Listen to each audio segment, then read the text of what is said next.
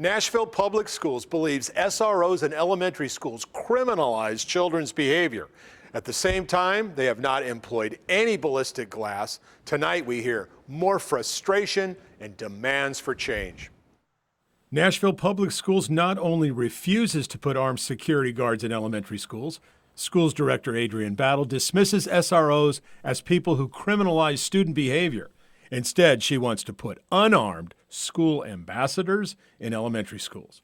We asked former Metro SWAT team and tactics lead instructor Bob Allen, who now directs training at Royal Range and is widely considered one of the top tactics instructors in the country, how would an unarmed school ambassador have done against Audrey Hale in Covenant School? That crazy idea of unarmed ambassadors is just ridiculous. I mean, they'll be a victim laying there on the floor. That's what they'll be. You know, I don't care if you got all the ninja skills in the world. If I'm 10 feet away from you, I'm gonna shoot you and you can't do any ninja stuff to me.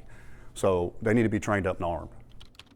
We asked MNPS again today if it was time to dismiss the idea of the unarmed school ambassador in elementary schools. Quote, "No, we do not intend to stop implementing the safety measures we have previously announced.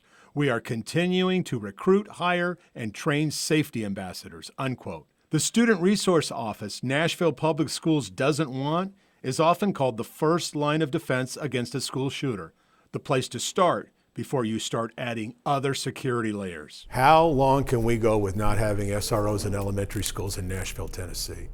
It's already been too long. I mean, this could have just as easily been in a metro school.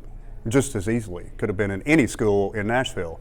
We've already been too long, and somebody needs to get that school board into action. But the school board is still not talking about increasing security in metro schools. In fact, school board chairman Rachel Ann Elrod says it's impossible. We still are refusing to take concrete steps and significantly address the situation. And because of this chosen indecision, schools and our leaders are given the impossible choices on how to protect our children and staff. But others argue it is not impossible. Add armed security in metro, add ballistic glass, which so far has a 100% success rate. Today, Lieutenant Governor Randy McNally proposed taking a look at how to fund ballistic glass in every school. Brink Fiddler from Defense Systems says the killer got in through the glass, but it's happened many times before with no action. This time, there has to be action. Glass has always been a weak point for physical security, and you would think that we as a society would know this and appreciate this, considering that's exactly how the shooter made entry at Sandy Hook.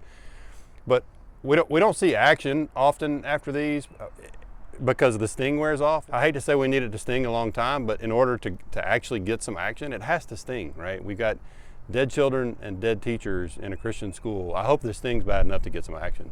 Fiddler trained and designed the security at Covenant Schools. He will tell you that plan was executed perfectly and it saved many lives. We will walk you through that tomorrow on Fox 17 News at 9.